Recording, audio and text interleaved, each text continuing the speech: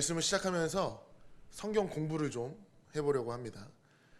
성경책이 너무 깨끗하신 분들은 조금 불편하시겠지만 성경책에 이렇게 메모하신 분들은 저를 따라서 오늘 읽은 본문의 말씀을 크게 세 부분으로 먼저 좀 나눠보고 더 깊게 들어가도록 하겠습니다. 펜이 있으시면 펜으로 체크를 하시면서 읽으시면 더 좋을 것 같습니다. 먼저 1절에서 4절까지를 한 묶음으로 묶으시면 좋을 것 같습니다. 5장의 마지막 부분에 율법 때문에 죄가 더하여지고 그 죄가 더한 곳에 하나님의 은혜가 더 크다라고 이야기를 하고 있습니다. 그러니까 율법으로 죄가 더하게 되는 이유는 율법을 통해서 죄를 깨닫는 동시에 스스로 율법을 다 지켜서 의인이 되지 못하기 때문에 율법 때문에 우리의 죄가 더하여진다라고 말씀을 하고 있는 것이죠. 다시 말하면 인간이 율법을 통해서 자신이 죄인이 된 것을 더 명확하게 알 수 있다라는 뜻입니다. 그래서 6장 초반에는 바울이 은혜를 더하려고 죄에 거하겠느냐라고 반문합니다. 조금 쉽게 얘기를 하면 은혜 더 받기 위해서 죄 더 많이 지을래? 라고 이야기를 하는 것이죠. 당연히 그럴 수 없습니다. 왜냐하면 우리는 믿는 사람들은 죄에 대해서 죽었기 때문입니다. 우리 믿는 사람이 그리스도와 합하여 세례를 받았다는 것은 우리가 그의 죽으심에 동참함에 함께 죽었다라는 뜻입니다. 그리고 하나님의 영광으로 살리심 받은 예수 그리스도와 같이 우리도 또한 그 새 생명 가운데서 다시 살리셨다라고 이야기를 하고 있죠. 두 번째 문단은 5절에서 7절까지입니다. 그리스도와 연합한 자는 죄에 대해서 죽었다는 것을 조금 더 구체적으로 이야기를 하고 있습니다. 5절 보시면 만약 그와 그의 죽으심과 같은 모양으로 연합한 자가 되었으면 그의 부활과 같은 모양으로 연합한 자가 되리라 라고 이야기를 합니다. 다시 말해서 그리스도와 연합한다라고 한다는 것은 그의 죽음과 또한 동시에 부활에 동참한다는 것입니다. 그래서 6절에 연합으로 인한 죄에 대한 죽음에 대해서 구체적으로 설명하고 있는데 그리스도의 죽음과 함께 우리의 옛사람 이 십자가에 못 박힘으로써 우리가 다시는 죄에게서 종노릇 하지 않게 되는 것입니다. 그러니까 이 구절이 우리가 믿는 사람이 완전히 죄를 짓지 않는다는 의미는 아닙니다. 우리는 인간에는 죄의 굴레에서 벗어날 수 없는 존재였지만 그리스도와 연합함으로 인하여서 죄에 맞서 싸워 이길 수 있는 힘을 얻었다라는 것입니다. 그래서 7절에 더 이상 우리가 죄의 종이 아님을 칭의, 의롭다함을 얻은 것을 근거로 이야기를 하고 있습니다. 죄인은 절대로 하나님의 의를 받을 수 없는 사람들입니다. 하나님의 계명을 다 지켜 행할 때에만 하나님과 같이 하나님 앞에 의롭다라고 칭함을 받을 수가 있는데 우리는 그러지 못하기 때문에 절대 의인이 될 수가 없습니다. 그런 우리를 예수님께서 십자가에 달려 죽으시고 부활하심으로 인하여서 하나님께서 의롭다함을 칭하게 받게 해주신 거죠. 그래서 우리가 그리스도와 연합함으로 하나님께서 예수님의 의를 우리에게도 의롭다 칭하게 여겨주시는 것입니다. 그리고 마지막 세 번째 문단이 8절에서부터 11절까지입니다. 그리스도의 연합은 죽음과 부활을 동시에 참여하는 거라고 이야기를 하고 있습니다.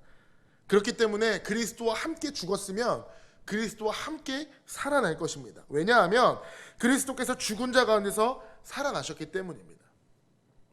조금 더 구체적으로 이야기를 하자면 예수님께서 인간의 모든 죄를 다 지시고 죽으셨고 다시 부활하심으로써 죄와 사망의 권세를 완전히 깨뜨려 버리셨습니다.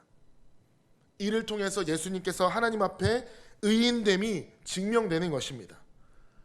우리가 그 안에 있기만 한다면 우리도 죄에 대해 죽었고 하나님 앞에 다시 산자로 여김을 받을 수 있는 것입니다.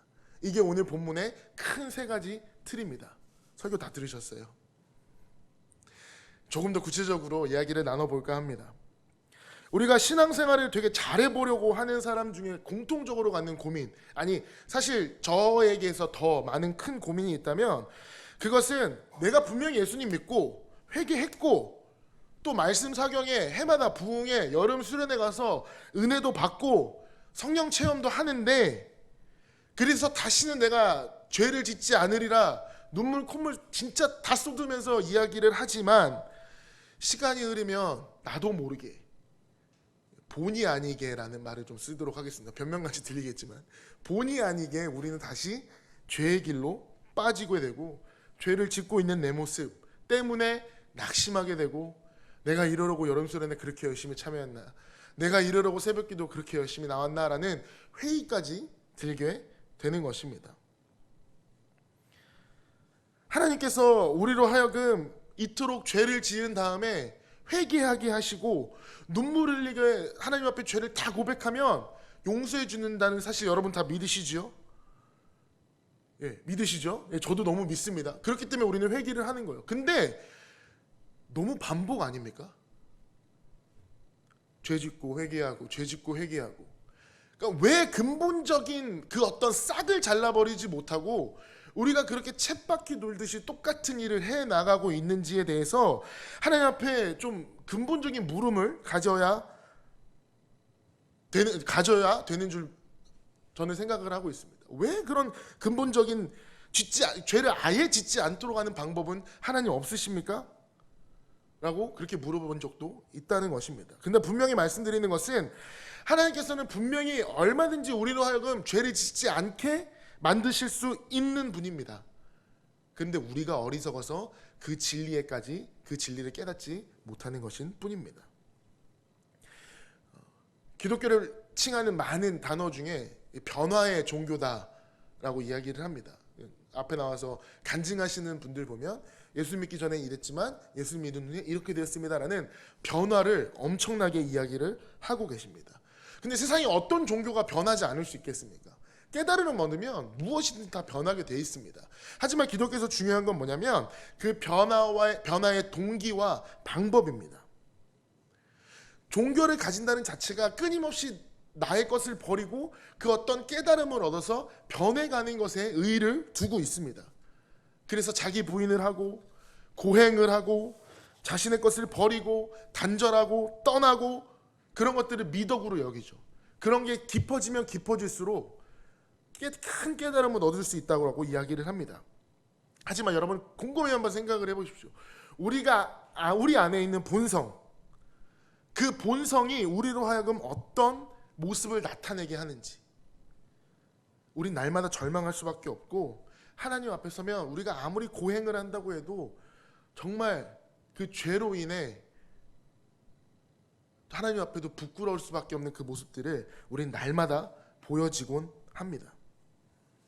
그렇기 때문에 그런 깨달음을 얻으면 얻을수록 우리가 다시 한번 깨닫게 되는 것은 육신의 욕망은 버릴 수가 없는 것이다 라는 말입니다. 말씀은 우리의 욕망이 죄의 세력과 연관이 있다라고 합니다. 그러니까 영적인 권세로 말미암아 그 지배하에 있는 한 우리의 노력으로 절대 그것을 벗어날 수 없다라고 성경은 단정짓고 있습니다. 정확하게 얘기하자면 우리가 죽으면 이 문제는 끝납니다. 성경은 우리가 계속 죄를 짓는 이유 중에 하나가 우리가 아직 죽지 않았다, 우리가 아직 죽지 않았기 때문이다 라고 이야기를 합니다. 기독교는 부활의 종교입니다. 육신의 욕망으로 그 죽음으로 새로운 세계에 완전히 들어가는 것이죠. 그것이 끝이 아니라는 것입니다. 그렇게 놀라운 죽음의 은혜를 경험한 사람만이 그것이 진짜 은혜이구나 라고 깨닫게 됩니다. 은혜는 그 한 사람의 인생을 완전히 뒤바꿔 놓은 커다란 능력이 있습니다. 하지만 유대인들은 이 은혜의 방법을 예수 그리스도가 아닌 율법에서 해결하려고 했습니다. 율법을 완전하게 잘 지키면 죄를 짓지 않는 상태가 될 것이다 라고 자신하고 있었기 때문입니다. 율법하고 죄책감하고 어떤 연관이 있는지 지금 잠깐 실험을 해보도록 하겠습니다. 지금부터 제가 하는 얘기 잘 한번 들어보십시오. 여러분들은 지금부터 절대로 신 것을 먹거나 그 먹는다는 상상조차 하지 마십시오. 레몬 한 입 딱 깨물어 먹었을 때 침이 솟아오르는 상상 같은 거 절대 하지 마십시오. 너무 추운 겨울날 포장마차에 들어가서 어묵 국물 한 그릇 탁 목 축이고 온몸에 퍼지는 따뜻함 절대로 상상하지 마십시오. 배가 고파 죽겠는데 집에 가니까 가족 중 누군가가 라면을 팍팍 끓이고 있어서 라면 그 한 입 젓가락 먹으면 참 소원이 없겠다라고 생각하는 그 장면 절대로 여러분 생각하지 마십시오. 여러분 입에는 절대 침이 고여서는 안 됩니다. 그러면 여러분은 죄를 짓는 거기 때문입니다. 죄 지으신 분 계십니까? 하지 말라고 하면 더 하고 싶어지는 게 죄입니다. 절대로 하지 말라고 하면 나도 모르게 내 의지와는 상관없이 더 하고 싶어지는 게 바로 죄의 문제입니다. 그것이 율법이라는 것이죠. 여러분 혹시 누군가를 정말 용서해 보려고 노력해 보신 적 있으십니까? 나에게 너무 큰 상처를 줘서 정말 씻을 수 없는 그 상처 때문에 너무 힘들어했지만 하나님께서 그 사람 용서해라 라고 말씀하셔서 그래 내가 이제 용서해야겠다 라고 그 사람이 나에게 했던 그 정말 힘든 그 상황들을 다시 한번 곱씹으면서 용서해야겠다라고 생각을 하지만 그 상황을 곱씹으면 곱씹을수록 그 사람이 더 미워지게 됩니다. 용서는커녕 그 사람에 대한 미움이 더 커지게 마련이죠. 그것들을 우리를 계속 괴롭게만 합니다. 그게 바로 죄입니다. 오늘 6절 말씀 다시 한번 같이 보십시오. 우리도 알거니와 우리의 옛사람이 예수와 함께 십자가에 못 박힌 것은 죄의 몸이 죽어 다시는 우리가 죄에게 종노릇하지 아니하려 함이니. 쉽게 이야기하면 우리가 사는 동안에 때로는 불안하고 화나고 시기 나고 질투가 일어나고 교만해지는 그 옛사람은 이미 예수님과 함께 십자가에 못 박혀 죽었다라고 생각을 하면 우리 마음속에 더 없는 평안과 기쁨과 행복이 생겨난다는 말씀인 것입니다. 11절도 한 번 더 볼까요? 이와 같이 너희도 너희 자신을 죄에 대하여서 죽은 자요 그리스도 예수 안에서는 하나님께 대하여는 살아있는 자로 여길지어다 라고 하고 있습니다. 우리의 옛 성품이 드러나고 본성이 드러나고 죄의 본질이 나타나려 할 때마다 우리는 나는 이미 죄에 대해서 죽은 사람이다, 나는 이미 십자가에 못 박혀 죽은 사람이다 라는 그 의식을 철저하게 되새겨야 합니다. 그 마음만이, 그리고 그것을 내가 입으로 시인하고 고백할 때 내가 다시 한번 죄에 맞서 싸울 힘이 생겨나게 되는 것이죠. 십자가의 힘이 아닌 예수 그리스도의 능력이 아니라 우리가 우리의 힘으로 죄에게 대항할 수 없는 존재임을 여러분들이 누구보다 더 잘 아실 것입니다. 하지만 십자가의 능력으로 그 능력을 절대적으로 깨닫고 나 대신 죽으신 그 예수님을 생각만 하면 그때 나도 죄에 대해서 이미 죽었다, 그리고 그 십자가 앞에 나가기를 한다면 우리의 안에 일어나는 이 죄성을 분명하게 이길 수 있다는 사실을 믿으시기 바랍니다. 오늘날 많은 사람들이 죄를 짓고 회개하면 예수님의 피로, 예수님의 보혈로 그 죄사함을 받는 것까지는 알고는 있는데 처음에 말씀드린 그 완전히 본질을 끊어내는 그 능력이 십자가 안에 있다는 것을 잘 모르고 신앙생활을 하는 사람들이 많다는 것을 보게 됩니다. 11절 마지막에 여길지어다 라고 되어 있죠. 편하게 얘기하면 인정하라는 겁니다. 인정하라. 조금 극단적인 예이긴 하지만 죽은 사람 옆에 두고 아무리 욕하고 때린다고 한들 반응합니까? 못하죠. 안 하죠. 마찬가지로 우리가 이미 십자가의 능력을 믿고 죄에 대해서 이미 죽었다, 그 의식을 철저히 가지고 있으면 누가 나를 욕을 하건 무시하건 전혀 불쾌하지가 않는다는 거죠. 오히려 그 사람을 더욱더 긍휼히 여기는 마음이 일어나게 될 겁니다. 너그럽게 여기는 마음이 생기는 거죠. 이해할 수 있고 관용의 마음을 주신다는 것입니다. 우리 입술로 한번 고백해 볼까요? 나는 십자가에서 죽었다. 인정하십시오. 인정하시길 바랍니다. 그렇기 때문에 우리는 그 어떤 죄성도 이겨낼 수 있는 사람들입니다. 로마서를 계속 보고 있는데 이 내용 가운데 가장 중요한 교훈은 사람이 죄를 지어서 죄인이 된 것이 아니라 아담 안에서 죄인으로 우리가 이미 태어났기 때문에 죄를 짓는다는 사실을 끊임없이 알려주고 있습니다. 예를 들어서 사과나무가 사과 열매를 맺기 때문에 사과나무가 아니고 사과나무로 태어났기 때문에 사과나무를 열매를 맺는 것입니다. 이해가 되십니까? 이거는 어디에 중점을 두고 우리가 어디로부터 시작이 되었는가를 다시 한번 생각해 보면 조금 더 편하게 이해하실 수 있는 것입니다. 우리가 죄를 지어서 인간이 아니라 이미 죄 지은 몸으로 태어났기 때문에 죄인이라고 하는 거죠. 그렇기 때문에 우리는 우리 스스로 죄를 끊을 수 있는 힘이 없다라는 겁니다. 그 능력이 바로 예수 그리스도 안에 그 십자가 안에 있고 거기에 같이 죽고 그 부활에 동참을 해야지만 다시 우리는 새 사람이 얻게 되는 것입니다. 그래서 예수 그리스도의 피는 우리가 행하는 죄의 문제와 관련이 있습니다. 우리가 행하는 그 죄, 그것이 살인이든 사기든 미움이든 그 어떤 것과 상관없이 내가 죄인인 것만 깨닫고 하나님 앞에 나아가서 회개만 하면 하나님은 분명히 그 죄를 깨끗이 씻음받을 수 있습니다. 믿으십니까? 하지만 그 전에 그 본성을 없애는 것은 우리가 근본적으로 죄를 짓는 사람으로 태어나 근본적인 그 죄에 대한 능력은 십자가에서만 그리고 부활에서만 능력이 있다는 사실을 다시 한번 깨달으셨으면 좋겠습니다. 우리가 신앙생활을 하는 가운데 예수님의 피는 우리가 행하는 죄를 다 해결해 주지만 좀 더 적극적으로 그렇게 쳇바퀴 돌들 죄짓고 회개하고 죄짓고 회개하는 쳇바퀴가 아니라 정말 적극적으로 그 죄의 본성을 끊어내기 위해서 그 어떠한 죄와도 대결해서 이겨낼 수 있는 힘, 그 십자가의 능력을 믿으며 내가 오늘도 예수 그리스도와 함께 부활했다는 사실을 믿고 그에게 맡기게 될 때 쉽게 우리는 그 죄를 이길 수 있다는 거죠. 작은 나무가 조그마한 열매를 맺기 싫어서 내가 감나무 열매를 맺어야겠다라고 하면 감나무 열매가 맺힙니까? 아니죠. 그 열매를, 그 작은 나무의 가지를 잘라서 감나무에 접붙여야 됩니다.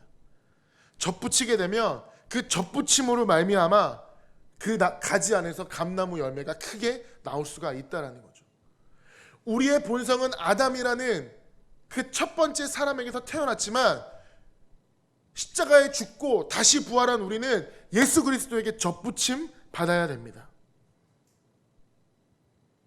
그러므로 해서 우리가 분명히 알아야 될 사실은 우리는 분명히 죄에 대해서 이미 죽은 자요 그리스도 안에서 그 은혜로 다시 살아났다는 사실을 철저하게 인정해야 된다는 것이죠.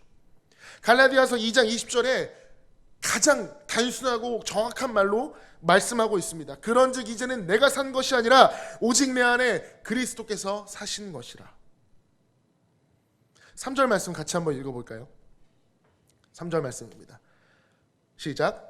무릇 그리스도 예수와 합하여 세례를 받은 우리는 그의 죽으심과 합하여 세례를 받은 줄을 알지 못하느냐.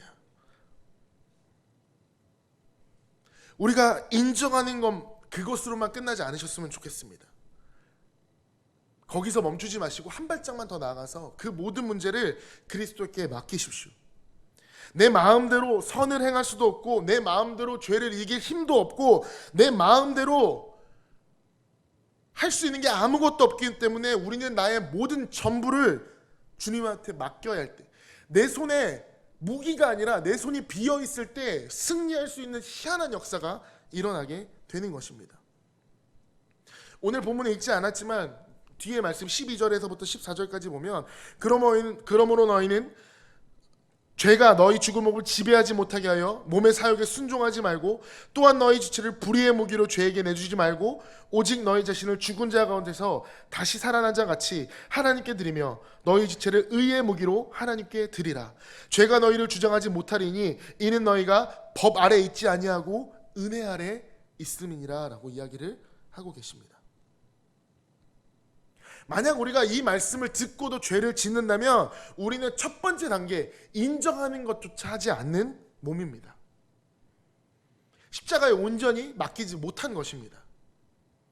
십자가의 능력을 온전히 인정하고 그것을 맡기게 되면 우리 죄에 대한 그 근본적인 문제는 해결이 될 것입니다. 갈라디아서 5장 24절에 또한 말씀하고 있습니다. 그리스도 예수의 사람들은 육체와 함께 그 정욕과 욕심을 십자가에 못 박았느니라. 뭐가 아깝다고 우리는 여전히 우리의 욕망들을 십자가에 못 박히지 못하고 가지고 있는 걸까요? 그게 뭐가 그렇게 좋아서? 다시 한번 그 십자가에 못 박는 시간이 되었으면 좋겠습니다. 그가 죽으심은 죄에 대하여 단번에 죽으심이요 그가 살아계시는 하나님께 대하여 살아계심이니, 예수님께서 죄에 죽으실 때는 주저함이 없으셨습니다. 아니, 내가 죽어야지만 다시 살아난다는 그 비밀을 알고 계셨기 때문에 담대하게 그 십자가 위에 올라가실 수 있었던 것입니다. 우리도 함께 그 십자가에 올라가야 합니다. 우리가 만약에 행위로 우리의 것으로 의로워질 수 있다면 의로운 사람일수록 자랑거리가 굉장히 많겠죠. 왜냐하면 그것이 온전히 그 사람이 이룬 것이기 때문입니다. 그런 사람들에게서 신앙이 깊어진다는 것은 자기 자랑이 커진다는 거지, 하나님의 영광 받으실 자리는 점점 없어진다는 것입니다. 로마서 4장 2절을 보시면, 아브라함이 행위로 의롭다 하심을 받았으면 자랑할 것이 있으려니와 하나님 앞에서는 없느니라. 아브라함도 행위로 의롭다 함을 받은 것이 아닌데, 그렇기 때문에 하나님 앞에서도 아무것도 아닌 사람인데 우리가 무엇을 자랑하겠습니까? 은혜로 구원받았는데 우리가 무엇을 자랑하겠습니까? 오직 우리가 자랑할 것 하나님 한 분밖에 없다라는 거죠. 굉장히 신비한 진리입니다. 내가 노력하지도 않았고 내가 노력을 해도 얻을 수 있는 것도 아닌데 그 구원의 은혜를 받기만 하면 내 삶은 완전히 달라지고 새로운 노력을 하게 된다는 거죠. 그 노력은 뭐냐면 구원받은 자로서의 합당한 삶을 살기 위한 몸부림입니다. 세상을 보게 되다 보면 바르게 살고자 모인 사람들이 더 죄를 많이 짓는 모습을 볼 수가 있게 됩니다. 정말 부끄러운 얘기지만 목사님들처럼 죄를 많이 짓고 사는 사람도 없잖아요. 선한 일을 하고자 하는데도 그런 사람들이 더더욱더 죄에 빠져버리게 된다는 거죠. 선한 것으로 결과를 이끌어 간다고 해도 결론적으로 선한 것이 나오지 않게 됩니다.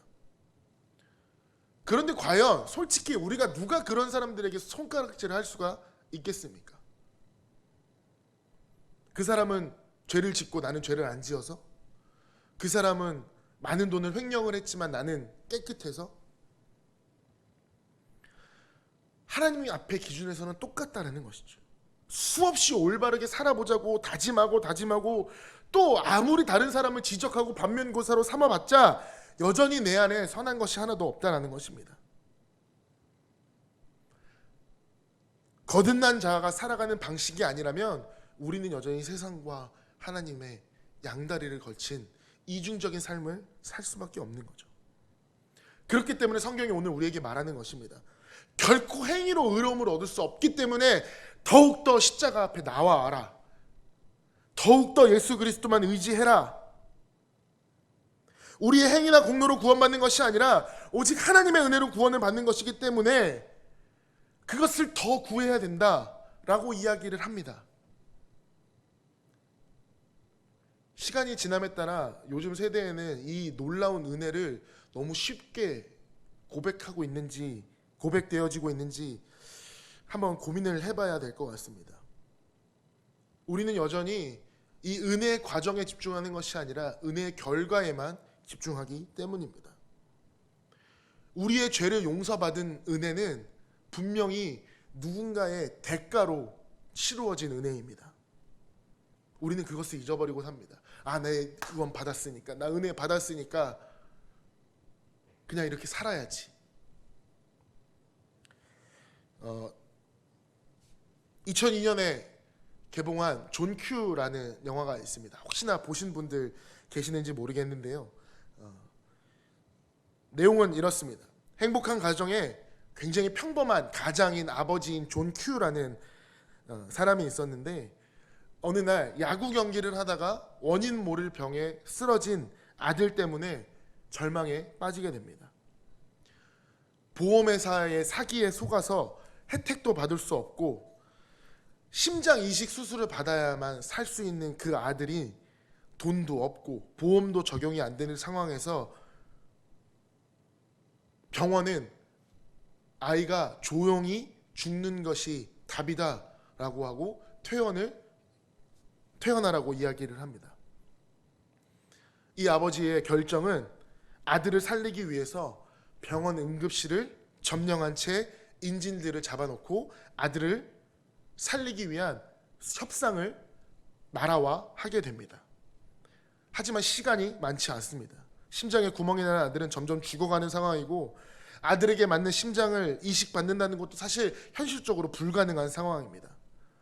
아버지는 의사를 인질로 잡고 설득하고 협박합니다.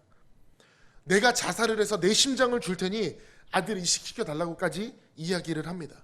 그리고 모든 수술 준비를 마치고 자신이 자살을 하러 준비를 합니다. 그리고 눈물을 흘리며 아들에게 유언을 하죠. 왜? 아들을 살릴 수 있는 방법은 그거밖에 없기 때문입니다. 하지만 사경을 헤매는 아들은 이러한 과정을 하나도 알지 못합니다. 그냥 점점점 죽어갈 뿐이죠. 영화는 결론적으로 기적적으로 아들은 수술을 받고 살아나게 됩니다. 영화는 오직 아버지의 이야기에만 집중되어 있지만 저 이 영화를 보면서 아들의 입장을 좀 생각을 해봤습니다. 아들은 아무것도 한 것이 없습니다. 수술비를 지불할 능력도 없었습니다. 자신에게 맞는 이 심장을 구하려고 애타게 노력하지도 않았습니다. 그저 아들은 그냥 수술대 위에 누워 있었습니다. 그리고 어느 정도 시간이 지난 후에 아들은 다시 살아났습니다. 과연 이 아들이 쉽게 살아났다라고 누가 이야기할 수 있겠습니까? 그 아들을 살리기 위해서 아버지가 얼마나 눈물을 흘리고 애끓는 심정으로 자신의 목숨까지 내어놓았는지 우리는 알기 때문에 그 아들의 구원이, 그 아들의 생명이 거저 얻은 것이라고 우리는 누구도 얘기할 수 없습니다. 하지만 우리는 이 은혜를 그냥 내가 아들로서 받았다는 사실로 다뤄버리는 경향이 있다는 거죠. 우리가 죄에 대해서 다루어지는, 그리고 죄에 대해서 십자가에 죽는 문제는 결코 쉬운 문제가 아닙니다. 여러분 안에 한번 질문을 해보십시오. 여러분 안에 죄의 본성이 강합니까? 아니면 선한 본성이 더 강하십니까? 굳이 우리는 답을 하지 않아도 부끄럽지만 우리는 타락함으로, 우리는 죽음으로 갈 수 없는 존재들임을 우리는 알 수 있습니다. 그런데 우리는 그 죽음으로 갈 수밖에 없는 존재가 누군가의 헌신과 누군가의 눈물과 실제로 누군가가 죽음으로써